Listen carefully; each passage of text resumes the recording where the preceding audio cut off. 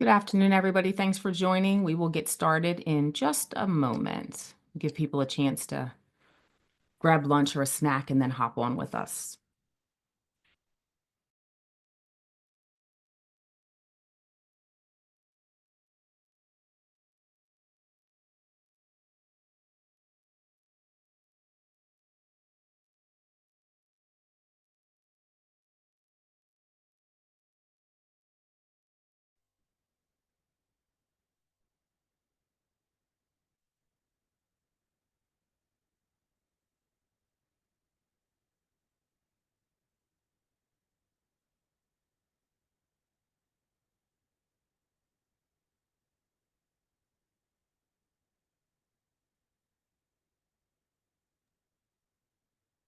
Thanks for joining, everybody. We've got about one more minute. Just letting you know that the chat will be open for our webinar. So if you have questions or something you want to comment, definitely feel free to use the chat. Dr. Eunice can see that and will respond as she's available and able to do so.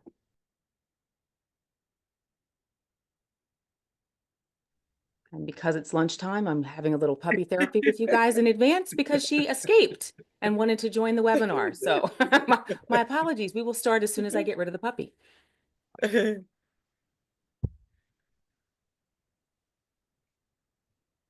So, all right, thank you. For the sake of time, I want us to go ahead and get started. So I want to thank everybody for joining us today for our Black History Month Diversity, Equity, Inclusion, and Belonging, we'll add, webinar. I shared the bio we all did ahead of the webinar for our guest speaker today, Dr. Eunice Gwanmesia, who my dear friend, who we're very happy to have with us today. So I'm not going to go into her whole bio because you can read that, but I do want to say a few highlights are that, she's the founder and CEO of Eunity Solutions, and is very, very passionate about sharing the why diversity, equity, inclusion, belonging matter so much, not just because it's the right thing to do, but also because it makes good business sense. It makes good human being sense. It's something that we need to consider in all aspects of life, and in our space in healthcare for IT, and health information systems, it is equally important because even if we're not laying hands on patients directly, the solutions that we're coming up with impact all of our patients and their families and our communities. So that's why we thought that this was so important to bring this topic to the group. So without further ado, I will turn this over to Dr. Eunice, and give me 1 second and I will start sharing the slides.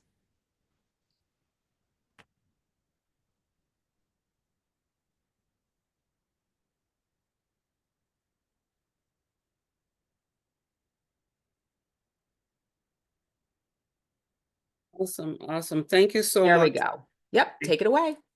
Thank you so much, Ms. Jerma, for that kind introduction, and good afternoon, everyone, for being on here today. I'd like to, first of all, thank Ms. Jerma and her team for this great opportunity and for having me on here today. Especially thank you, Mr. Matt, for ensuring a smooth session today. I am very much looking forward to this conversation this afternoon. So without further ado, our topic for conversation today is about innovating together, leading healthcare information technology for everyone, everywhere. What an exciting topic. So today we're going to really focus on these few objectives about exploring the role of diversity, equity, inclusion, and belonging in creating innovation and equitable information technology solutions for healthcare. We're also going to look at identifying strategies for inclusive leadership that fosters collaboration and creativity within diverse teams, and understanding how to address health disparities and improve outcomes for all population through equitable IT solutions, and empowering IT practitioners to integrate these concepts into developing and deploying healthcare technologies. All right, so Ms. Gemma, you can go on to the next one. Typically, when I am in person, presenting in person, I would have asked all of us to just rise and stand, but I know we're in the comfort of our offices or at home, wherever you are. I'm going to ask that if you could please just take a piece of paper And I wish we were just in Zoom where I could see everyone. I actually thought we are going to be in Zoom where I could see everybody do this activity. But nonetheless, I would ask that you please take a piece of paper wherever you are and do not overthink it. I just want us to do this activity. Grab a piece of paper. Like I said, don't overthink it. I want for us to follow the same instructions at the same time. And if you are done grabbing your piece of paper, I would just like for you to type done in the chat if I can see that message. So we're all set. We can do the same activity at the same time. If everybody's ready, just type done in the chat. Awesome. I see done, done, done. Awesome, awesome. Great, great job. All right. What I would like for us to do, take that piece of paper, fold it into half. Like I said, don't overthink it. It doesn't matter what direction. Fold it into half. Once you have that piece of paper folded into half, I want you to tear the right corner of that paper. Once you tear that right corner, keep folding into half. Each time you fold it into half, I want you to tear the right corner. Fold it into another half and tear the right corner of that paper again. Fold it into another half and tear the right corner. We'll see who ate their cereal this morning, if you have good dexterity this morning or afternoon already. Fold it into another half and tear the right-hand corner. Fold it into another half, tear another right-hand corner. And when you can no longer fold it, please just type, I'm done. I can no longer fold it in the chat so we know to stop. When you start struggling. Okay, somebody, Megan says maxed out. All right, Megan, did you eat your cereal this morning? Jerma says fingers done. All right. And Tessa says done. Great job. All right. Done, done. Brianna says done. Awesome, awesome. Thank you all so much. Let's go ahead and end it right there. So what I'm going to ask one volunteer. I don't know if we can have a guest speak. If one person can volunteer for me. I wish we could see the end result. I love to see this, everybody show their results, but I guess with us being on webinar, we really cannot see it. But I would have loved for everyone to see the end product. But if someone could just unmute, can we hear them, Matt? Can we hear, if someone were to speak, could we hear someone speak? Yeah, someone who wants to volunteer, we can allow them to speak in terms of doing that. Just need to have them notify in the chat of their interest in. Okay. If someone can please volunteer to just give their insight on what they think about this and the result they got. What is it that we just did? If you can just share your thoughts about what we just did, what this activity represents, and what your insight is on this activity. If someone just wants to volunteer to share your thoughts.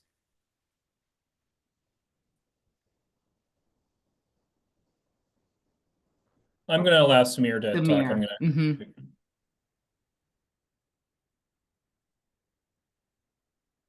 So maybe you want to unmute and show your, if you can show your piece of paper, what you came up with, what it looks like, and then share your thoughts, please.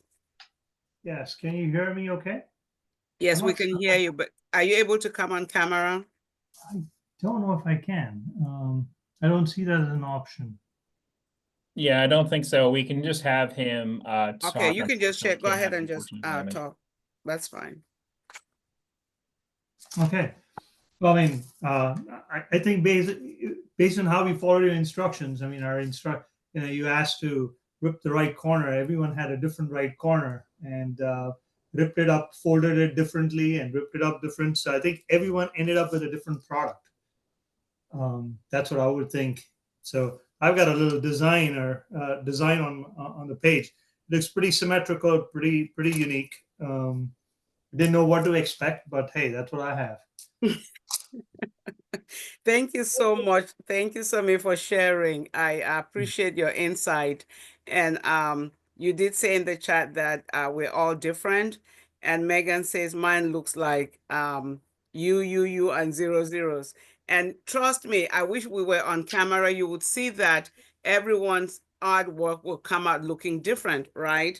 And I truly want to give credit to my mentor, Dr. Sonia Stribling, who taught me this activity. I have never stopped doing this once I learned it from her. Because when I do this, people giggle, people laugh, and it is really, truly fun. And why do we do this? I see Megan on the screen. Megan, did you want to share?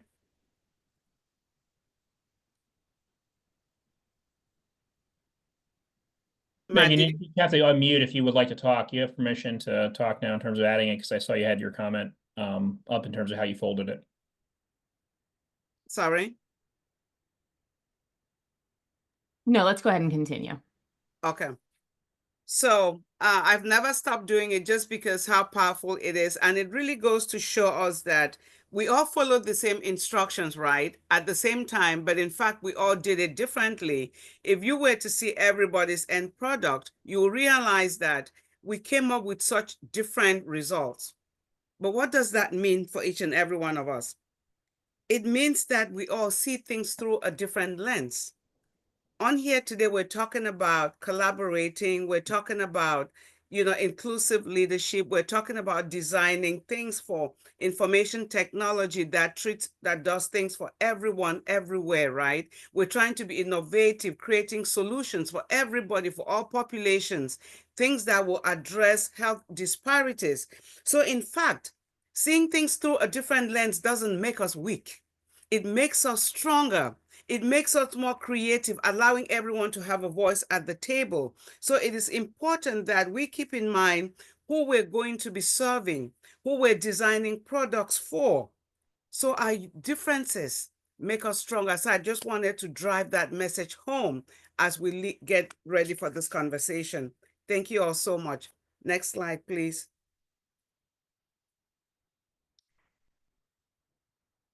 So that's already the takeaway I just talked about, so we can move on to the next slide.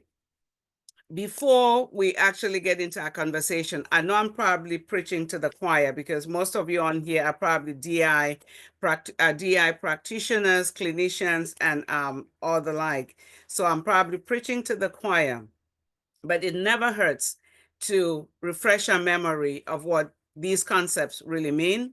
We all define these terms in our own different ways and meaning, depending on what culture we come from, where we find ourselves, what organization, what culture, and depending on what circumstance we're talking about, right? So what I would like for us to do again is, let's start with diversity. Put in the chat just one word, what diversity means to you in the chat. If someone were to talk to you today and ask you, how do you define diversity? What would you say? And let me see what's going on with my.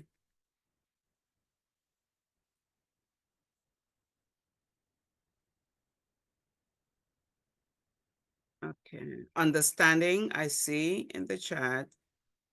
What are the other ones? Okay, life. Somebody says life. All right, keep them coming, folks. All right, is that all we're gonna get? Inclusivity, different experiences and people. I like those. Great definitions, lived experiences, various spectrums of experiences. Awesome, awareness. All right, great job. I like that. So diversity, all these words mean all the differences that make us who we are. But one of the things I like to say is diversity is the who and the what, right? Who and the what. If we're thinking in general terms, who are we hiring? Who is at the table? Who are we working for? Who is being recruited? Who is tracking those identities, those differences, the sex, the gender, the race, the ethnicity, and all of those things? But let's bring it down to why we're here today. We're talking about IT solutions that we're developing, we're deploying, and all of those things. So what are those programs? Who is the population that we're trying to serve in terms of IT technology in healthcare? What is the program? What is that tool that we're trying to get, whether it's telehealth, whether it's just some kind of an EMR that we're trying to do, whatever access we're trying to get for what community that we're doing, right? So it's the who and the what. Then let's talk about inclusion. What is that one term? Sometimes we use diversity and inclusion interchangeably when in fact they're different. If we think about what's happening in the United States today, we talk diversity, then somebody think, oh, it's just who you are or where you come from or your skin color. We've heard about DEI. You're a DI, or you're this or that. Let's not even get to that. Let's stay focused because I can easily get distracted here, right? So let's just type in the chat your definition of inclusion, please.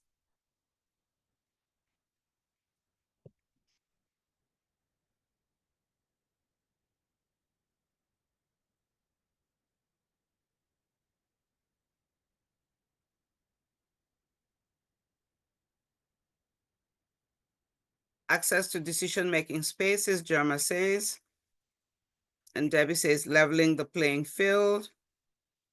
Han says, making sure everyone is valued and has space. Absolutely. All are invited. I like all are invited. We're all on the dance floor, right? Well, you invite people into the room. You've brought all people from all walks of life, from different race, from different age group, different experiences. But you're not just going to have them sit on the lunch menu. You're going to have them have a voice. But all in all, it's the how. That's that one word that's so powerful. Being very intentional and purposeful. It's how you're going to treat them after you've brought them into the room. Those IT solutions, you've developed them, but how are you going to get it to that community? How are you going to get it to the people that you're trying for that solution to resolve their issue?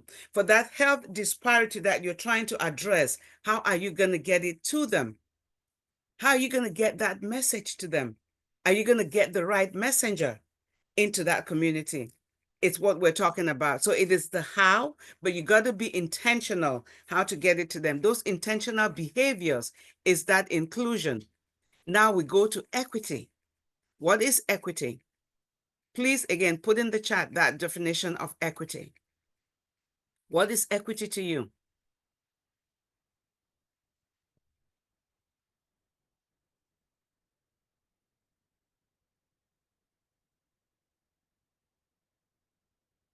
Fair across the board. Excellent. Fairness. Absolutely. Access. Beautiful. Having what you need to participate equally. Even playing field. Equity does not mean equality, but it means meeting people where they are. Access, Brianna says. You all got this. I knew I was preaching to the choir for sure. Fair treatment, access. Everyone should be provided the opportunity to attain their full potential, right? So if you all got this. So if we are designing IT solutions for everyone, everywhere, it should not matter anyone's zip code, should it? Absolutely not. If I came on here today and I brought everyone a 3X or 4X extra large shirt, would I be doing justice? Would I be equitable? Absolutely not. So why do we often think that we can just sit in a corner at our various places of work or in our teams and just obviously design something and think that it's a one-size-fits-all and it will miraculously just take care of the problem, regardless of the population we're serving, regardless of the community we're going into? We haven't built any trust or relationships, and we're just going to walk in there and expect people to just take it and be done because we said so. It is not a one-size-fits-all. We got to think of who we're serving and how we're going to build those relationships and get into those spaces. So we have to be equitable. We have to think, are we being fair? Are we giving everyone the opportunity? Is the access going to be there? Are the resources going to be there? How do we gain access into that community? How do those people we're wanting to serve going to gain access? Does it mean we have to talk to the elders in that community? So we have to be culturally sensitive. How do we gain access into that community to even gain awareness or to give them that awareness, to even know that this product will serve them and help with those problems, whether it's diabetes, whether it's cardiovascular health, whatever the case may be. So it is about providing opportunity for everyone to attain their full potential. Absolutely. Then the last one is belonging. Let's define belonging again in the chat, please. And then we'll end with that.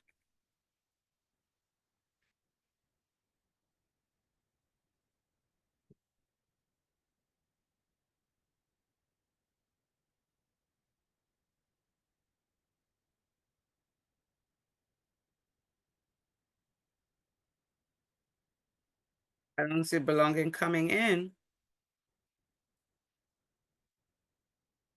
There you go. A feeling of community, not just there, but valued for your uniqueness. Others feel empowered to be their authentic selves. A feeling of community. Absolutely. That coziness. You're not just wanted, but you're valued and you're respected. That psychological safety. You get up despite your challenges. You want to go because you know that your voice count. You matter. You feel valued, right? Awesome, awesome. Let's, give yourselves a round of applause. We did this. Let's move on to the next slide, Ms. Germa. Okay, great. So, and then the question becomes, why did we even have to go over these concepts? And why do these concepts matter in the work that we're doing in terms of information technology? It matters because it helps to address some barriers in healthcare delivery. We just talked about the definitions. But if we just define them and we don't put them into practice, then we don't do it any justice, right? But if we're practicing it on a daily basis, keeping that at the back of our minds as we go to work, then we know that, yes, we think of diversity, we see all these people, we're going to keep it in the forefront of our minds as we are developing these solutions. Then we know that we are going to be inclusive, and then we can reduce those barriers in healthcare algorithms. We can enhance patient-centered care and ensure that solutions are accessible to all populations and not just some. I believe it was Kofi Annan who once said, we may all come from different religions, speak different languages, but we're all of the human race. So we should not have to develop programs or solutions that only cater to certain groups of people and exclude others, regardless of our zip codes, of our skin color. I've been a nurse for 26 years, and I've cut all kinds of veins, so started IVs, done CPR and all of that, cracked chest. But listen, every time I do that, the blood that comes out of a vein, it's always red. I've never seen any blood that is different color because somebody was a different race or different ethnicity. So I always say we all bleed red. So we should not do things different because someone is of a different race. So these concepts are very important because we have to cultivate a culture of belonging to foster innovation. We need to bridge that digital divide. So there is a business case when these concepts are actually included as we go to develop these programs, because not only does it build higher innovation, it also builds better patient trust. So incorporating DEIB into healthcare isn't just a social responsibility. It is indeed a strategic advantage. It improves patient outcomes. It reduces systemic bias and strengthens the healthcare system in its entirety. So we need to foster a culture of inclusion in healthcare technology. We can create equitable and accessible future for all. All right, let's move to the next slide. Now, we said we're going to talk about strategies of how we as a team, as leaders, can truly build collaboration as we do the work that we do. Before we do that, I'm going to ask again another question.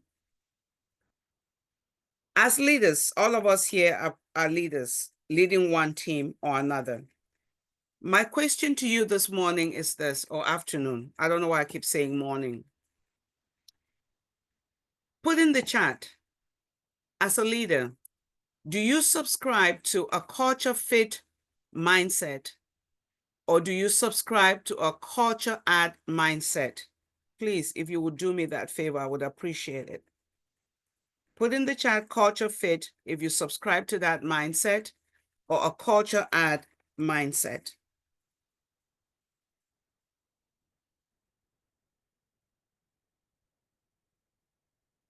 I see culture add. Angel said culture add. I'm waiting. I want to see the chat busy. Culture add. Say a little bit more about what the difference is between the two in case people are stuck on those terms. Okay. So a culture fit is when you believe that everything has to be uniformity. And a culture add is when you respect uniqueness. All right, I see culture add. Brianna says culture add. Now I see culture add. Thanks for clarifying. Add. So now I see all culture add. Beautiful. Thank you for that. Why do I bother to ask about culture add or culture fit? When we're talking about inclusive leadership and being an authentic leader, we have to sometimes take a step back and think. And when I talk about this, I will share a little bit about my story. When I first came into Delaware as an immigrant from the cornfields of Cameroon, I met a stranger who told me not to apply for a job because I had a very heavy accent and I was an immigrant and I would not be given a job at a particular hospital for those reasons. And at that time, I thought, were these predeterminants to a job opportunity? I also thought these characteristics define me as a human being. And in that moment, I realized what my father always reminded us: if you want change, that change must begin with you. And that time I decided that I was going to go back home and make sure my resume, all my T's were crossed and all my I's were dotted. And I did that. I eventually applied for the job. And when I was called for the interview, it did not appear that that was the case. But when I got the job, that's when I realized that people sometimes really do not know what they don't know. And it's because they probably haven't left the four corners of where they were born and grew up and haven't probably pretty much left the country, right? And I share this story not to be boastful, but I share this because I have been in leadership positions. And as I carry out these conversations talking about diversity, equity, inclusion, and belonging work, I share this with leaders, and I also use it in my own leadership role, that when you know who you are and you know that you bring value to the table, you learn to allow others to bring value to the table. Because had I not been in this position, I probably would not have valued who I am as much as I do today and take it along in my line of work or in my career path. Because that was a testament to me that I have value, and I will never let go of who I am, because I come from somewhere, I have unique skills and I have talent. My accent doesn't make me less intelligent or less of a human being than somebody else who maybe speaks eloquently than me because I have an accent. My accent doesn't make me less of a human or less intelligent. So the idea why I ask you if you're a culture add or culture fit is because as a leader, we did the perspective exercise earlier, just to show that we all have uniqueness. We bring a lot to the table, and we're creative and stronger, and we put all on the table, right? So now why I ask you that is because a leader who has a culture fit mentality wants uniformity. And what that happens is that organization seek out employees who wants to come in and be an all boys club. They want you to come in and fit into what they've always done. Hello, boy or girls, all people come in and do things how we've always done it. It leads to homogeneity. And what does that do? It causes exclusion of diverse perspectives. Compared to a culture add approach, which seeks individuals who enhance the culture of unique experiences, skills, and viewpoints. That is what creates that innovation, that creative thought process. So using a culture add approach fosters innovation. It fosters strengthen your teams and ensures inclusion. That is not just a buzzword, but an integral part of leadership strategy. So that's why as a strategy, you as a leader, you need to encourage diverse voices.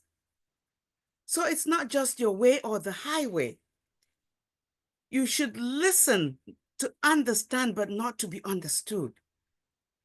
You lead with empathy so that your people that have been put under your care, there's something in my village or in my culture that says, you're not the king because of the chair you sit in. You're the king because of the people that have been put under your care. You take care of them by listening. You take care of them by sometimes just being silent and seeing what's happening. You may have the idea and the vision, but your vision, you let them own it, because in the long run, when the idea is transformational or successful, guess who takes credit? It's you. But it was your idea, but you did not take it to success. Your people, your employees, your team own it because you let them own it, right? It's because you let them have that voice on the table. They brought all the ideas and the creativity, and you ended up having a greater impact for the common goal. So you have to be flexible, leading with that empathy, knowing that everyone that comes to you is not just to accomplish that one task you've given them. Being holistic is what we want. So my challenge today to all of us is to reflect on your leadership style. Are you going to prioritize comfort, which is that culture fit? Are you going to prioritize growth, which is that culture add? So let's take a step in bridging cultural gaps and foster collaboration through authentic and inclusive leadership. That is what I would like for us to do as we continue to build these IT solutions to decrease health disparities. Next slide, please. So using IT to address health disparities, we need to be creative, forward-thinking, and being inclusive. Excuse me. When we're developing the IT solutions for health care, we need to meet the diverse needs of all populations. And I mentioned earlier about it's not always the message that fails, it is often the messenger. And we sometimes forget that. Let's think back during COVID, what happened? How often did we see people struggling not to take the COVID vaccine? Yes, this is something we all learned on the fly. There was a lot of distrust. We couldn't trust anybody. We didn't know what this thing was, right? But yet we were in the underserved communities asking people to have this increased uptake of the COVID vaccine. Over the years, we were not present in these communities, but yet of a sudden we want to go tell people to take a vaccine that no one knew anything about. But I say this to say, we have to, on a continual basis, be in these communities. Even the solutions that we're building right now, if we do not gain interest or build awareness about these programs, we cannot of a sudden just jump into someone's community and expect them to accept the solutions we're bringing, even if it's going to help them. So it is not always the message, it's the messenger. Do you look like me? Have you been in my community before? Why should I trust you to bring me something that's going to help me if I don't know you? It's that emotional intelligence, and it starts with us within our teams. Do we trust each other? Do we trust what we're building? So it's that self-awareness, digging deeper, identifying and targeting those disparities that we're addressing and figuring out the best way to do that, ensuring that equitable access for healthcare technologies, and developing culturally sensitive and tailored telehealth solutions that will meet the needs of those communities. Next slide, please. And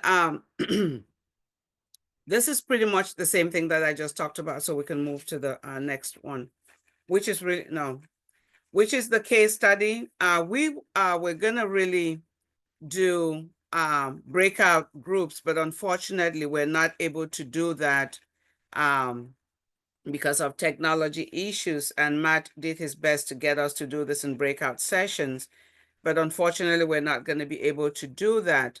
So we're going to do this as a group, really. So this case study, there's 20 of us, and we can do this in our individual spaces that we're on right now. So I'll read the case study. It's going to stay on the screen. And the goal is for us to look at the case study, look at the problem, come up with solutions and action steps based on what we just talked about. This case study is designed designing a patient portal for a healthcare organization serving a highly diverse population. Many patients are non-English speakers. Some have limited access to technology. Others are unfamiliar with healthcare terminology. How can you ensure this portal is inclusive and user-friendly for everyone? The goal was to break out in groups and be in, different sections as healthcare providers, telehealth developers, and patient advocates. Unfortunately, we cannot do that, as I said. But let's look at this from these different lenses. And, if you're in your space, you can self-identify with any of these three groups, right? We're all clinicians here, I would imagine. But just think through, if you were to develop a program or some solution for this scenario, what are some of the problems that we can identify with this scenario? What would be some of the solutions and what would be some action steps? Let's just start with the problems, and we can just put in the chat what some of the problems are with this, key challenges with this case scenario. Let's do that. Start with the problems. If we can put some in the chat, and then after we do the problems in the chat, I think we still have good time. Then if somebody wants to unmute, come on and volunteer and talk about the problems, we can do that as well. Angel says, need better access to technology. Absolutely. Absolutely. Multi-language. Excellent. Debbie, thank you for that.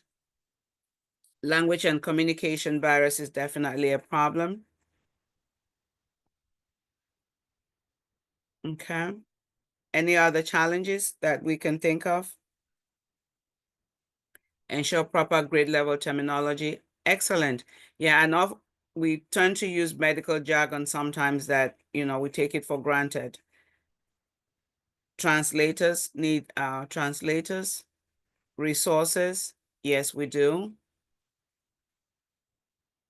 Medically terminology qualified resources, absolutely. Healthcare literacy. Jerma said that, yes. Absolutely. Yep. Any others?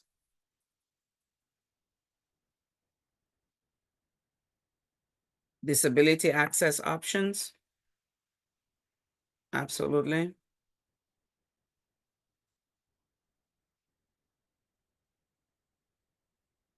Indeed. Yep. We've talked about language and communication barriers because most of them are, non-English speakers, making it difficult for them to navigate the portal probably and access information. So you were right about that.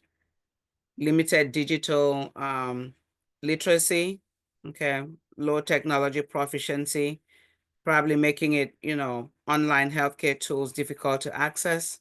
We talked about accessing technology and internet, and low-income areas may lack reliable internet access. So we may want to make sure that we collaborate with some technology companies to gain access to internet access. Interpreters and resources are the same, but wanted to call out interpreters.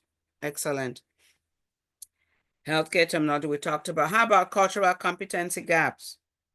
Cultural preferences may be an issue in some communities. And something that I always want to also bring up, especially when we're dealing with underserved communities, You may want to go into some of these communities and address issues that have to do with technology and access. But sometimes little things like cultural beliefs can be an issue when we don't address it. Because you might want to address technology issues and access, but just cultural beliefs can be a problem if we don't address it. So gaining access to the leaders in that community, knowing what the cultural beliefs are, will really help in terms of cultural competency gaps and addressing, meeting with those people who the leaders are. Because in some cultures, who you think would be the leader or who are the decision makers may not be who you think they are. So you really need to find out from the leaders of that community who are the decision makers. And that's who you channel all your communications through. Those people will make a big difference. So, and Gemma also talks about schedules that fit everyone. Absolutely, absolutely. Did anyone want to come on and share any thoughts or ideas about the problems? Anything that we haven't already addressed in the chat or talked about?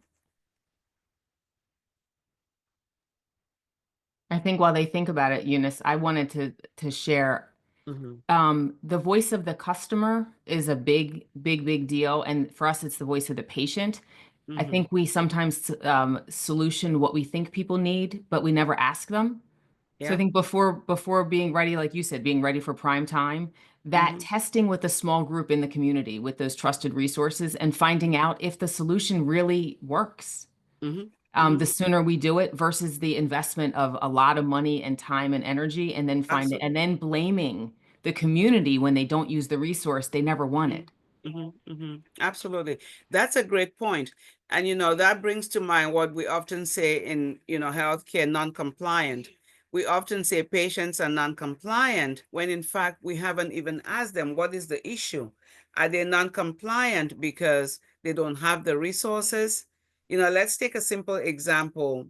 An African-American or an African female gentleman who maybe keeps coming back to the hospital with complications from hypertension. Are they not taking the hypertensive drugs because of the side effects? Have we really sat down and talked to them and really understand what their issue is, or is because they don't have the finances to afford their medications? So sometimes we just really talk about non-compliance without sitting down and talking to the patients to understand what the true problem is. And I remember I actually wrote an article with colleagues of mine, ESFT model of really communicating with the patients to understand what their needs are and why they're being non-compliant. And that was a big eye opener for me. And, that article was back in 2015 in the American Journal of Nursing, and I can share that resource. It was really an eye opener for me back then. Yeah, but that was a great insight on that. And Brianna says, for my area of work, I see it's contributed to SDOH needs. Absolutely. Absolutely. Yep. Yeah. Yep. All right. I agree with Gemma. Understanding the appropriate cultural competencies through assessment is critical. Absolutely. Absolutely. All right. Any more feedback on the problems, or should we move on to solutions? Move on to solutions? All right. So I would ask that we put our solutions in the chat again, and we'll do similar as we just did for the problems. So what are some of the solutions we can, potential biases or barriers in implementing inclusive solutions for this? We talked about that. So what would be the solutions for this case scenario?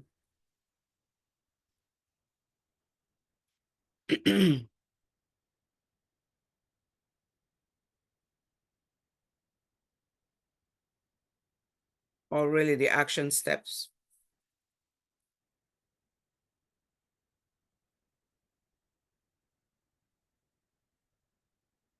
All right, Brianna says, to ensure the patient portal is inclusive and user-friendly for a diverse population, it should support multiple languages, offer plain language explanations for medical terms, and include culturally relevant visuals. Accessibility features like screen reader, support text text-to-speech and mobile-first design will help users with disabilities or limited tech access. For those unfamiliar with healthcare systems, step-by-step tutorials, video guides, and live chat support can enhance usability. Excellent. Portal that allows the patient to choose language of preference, making sure you who your key stakeholders are before you start building the solution. Excellent points from Brianna, Angels, and Germa. Absolutely. Absolutely. I couldn't agree with you more. Yep. You just took it to the bank. Took it to the bank. Any other suggestions? Dr. Eunice, I think it'd be interesting to see. I think the group has a good concept of what is needed, but it's interesting because sometimes you're not in a position if you know what's needed and there's a different mandate that it has to happen. There's a conflict between what leaders are saying has to happen and how fast and what maybe is the right thing to do. How do you have those kind of courageous conversations up to leadership if you feel like there's a gap? That's a great question and interesting. So this is where your inclusive leadership and collaboration comes in, right? So these conversations really have to begin. If you have a team and your team really works together, right? You have a cohesive team and you pretty much do things in like one team. You agree and you really work together. And you say, you've used your data, you've identified what needs to be done. And you say, this is what we're going to do. Now, you're going to your top leadership in one voice. And you have data to prove that this is indeed what needs to be done. Let's use an example. Say you've identified the community. And let's say diabetes is a big problem. You have data to back that problem up. You've identified a tool that you need to develop to resolve that issue. This is your data. You have facts to prove it. And this is what you can resolve. And this is the outcome you can get. This is your data. This is what we want to do. We need the resources. If your top leadership says, no, we're not doing it, what is the reason you're not doing it? So you're having frank conversations, you have proven data, you have statistics to show that you're going to be able to accomplish this. I don't think they'll say no, because for one, you already have data to prove it. You're going in one voice. You're not just one person standing alone and saying, I want to do this. There's power in unity, right? There's power when you go as a group. And there's also power when you have proven statistics to show that this worked before. Maybe you have another community that has done it and it's worked. And you're not just talking just to talk. You're showing action. So when you have that data, yes, sometimes the conversations are going to be uncomfortable, but you have to have those frank conversations. It's not going to work if your organization is that check-in the box activity organization, because some of these folks say, well, we want to be diverse, we want to do things, we want to include underserved communities, but they're just doing a check-in-the-box activity because they want the grants, they want resources that other folks are getting for actually doing the work. But when they get the money, then they diverge it to something else. But when it comes to actually doing the work, then they don't want to do it. But if you can actually prove that you are able to do the work and prove results, I don't think any leadership that is truly intentional in doing diversity, equity, and inclusion work and doing health disparity work, they will do it. I don't think it will be a problem as long as your team is working together and in one voice. Awesome. Awesome. Thank you. I'm going to stop sharing if you're okay. Yes. All right. So there we go. So we can see each other a little bit better. We still have about 10 minutes. So I would love folks to ask questions. We're going to share the deck so that you'll be able to get in touch with Dr. Eunice afterwards. And there were some of you that had questions that you sent in ahead. If we don't get to them, we'll get answers out to you. But would love for, if anybody has questions, to have some time with Dr. Eunice before we finish out the day.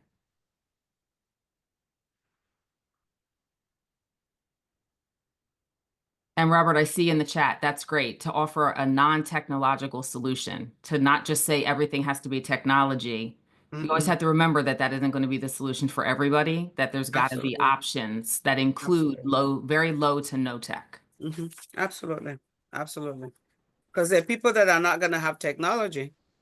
Not everybody has access to technology. Absolutely. Yeah.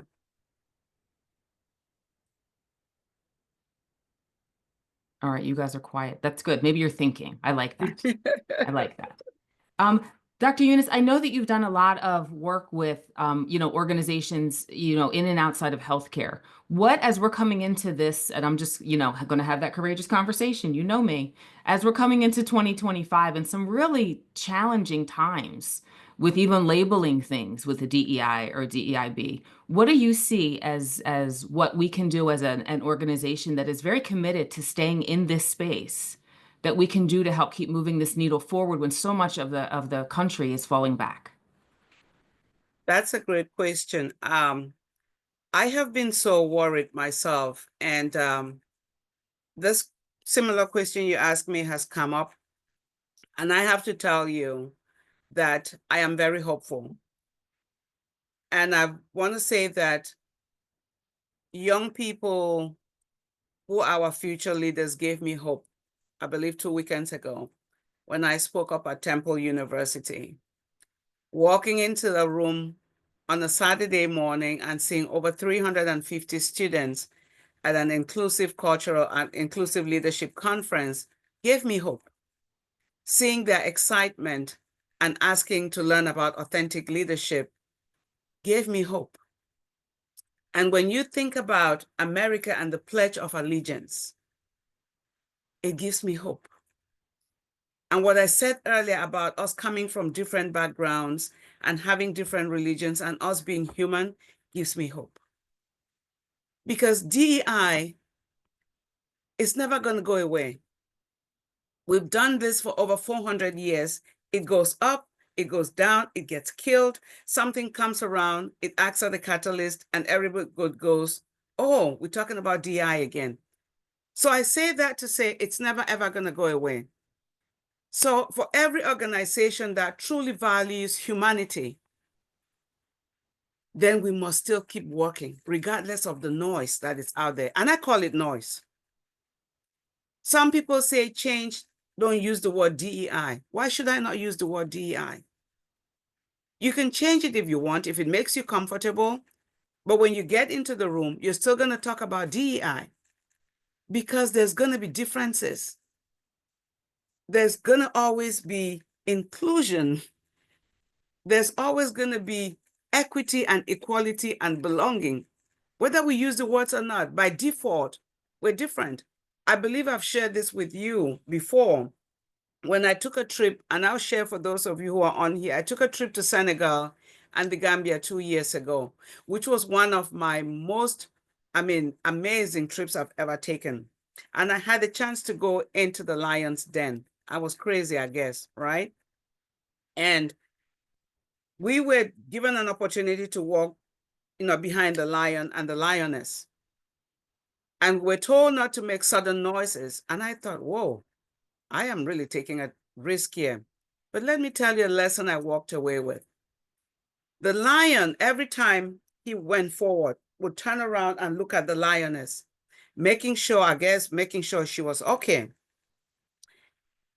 But the fact that we did not make those sudden noises and we respected the rules in his den, he eventually just hopped up on a tree and looked at us from over the tree.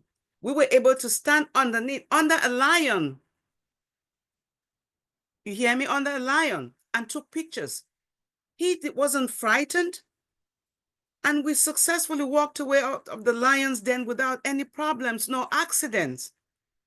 So I say that to say we all can coexist as humans without conflict, without threatening anyone. If the lion could let us into his den without any accidents, without being threatened, and we successfully walked out of there and visited them in harmony, why can us as human beings not coexist with one another? That means we can exist with conflict and resolve it amicably without fighting and shooting and just going at war with one another. So yes, we can still talk about diversity, equity, and inclusion and disagree and agree at the same time and still respect our values without hating each other. So yes, we can still talk about these things in our various organizations. We just need to pivot. We just need to still continue to change the conversation maybe, but still doing the work because there's work to be done. I love that. That's awesome. That's such a good image. You are a little crazy, I will say that, because I don't know that I would have volunteered to do that. But I love that. I think that it's also, you gave a great example of the willingness to take a chance. Yes. To not close yourself off from an experience that ended up being something so amazing for you. And I think we have to remember sometimes that courage is real. Absolutely. And at times when it gets really tough and where maybe the winds are blowing in a different direction, you have to gear up and keep your courage handy and then do the work anyway. Yeah. And this is time we need to be courageous right now with everything that is going on, because I believe that everything is going on right now. They just want to put us into sensory overload so we can just give up. But it's not time to give up. We just have to do, everyone has to do their own little contribution for our own good in the long run. That's awesome. Amazing. Well, I want to thank you so much for spending this lunchtime hour with us. Thank you to everybody that joined. This was an amazing, amazing conversation. And I definitely feel positive and uplifted, and we can all use that as we go about our daily lives and continue. We wouldn't be in these businesses and in these spaces if we didn't want to make an impact and make a difference. So I think we'll take the tools, some of the tools that Dr. Eunice shared with us, the deck that she's going to let us share out afterwards, and the video that will be available to remind ourselves, because the hard days will come. And when they do, having resources like this and like Dr. Eunice help us see a path forward and a way that we can still achieve our goals, even if it's a little trickier than it usually is. So I thank you. I thank everybody for joining. I wish everybody a very successful and happy and warm, because it's freezing, a warm week out there, and we will see you the next time. Thank you all so much. Thank you so much for joining. Take care, everybody.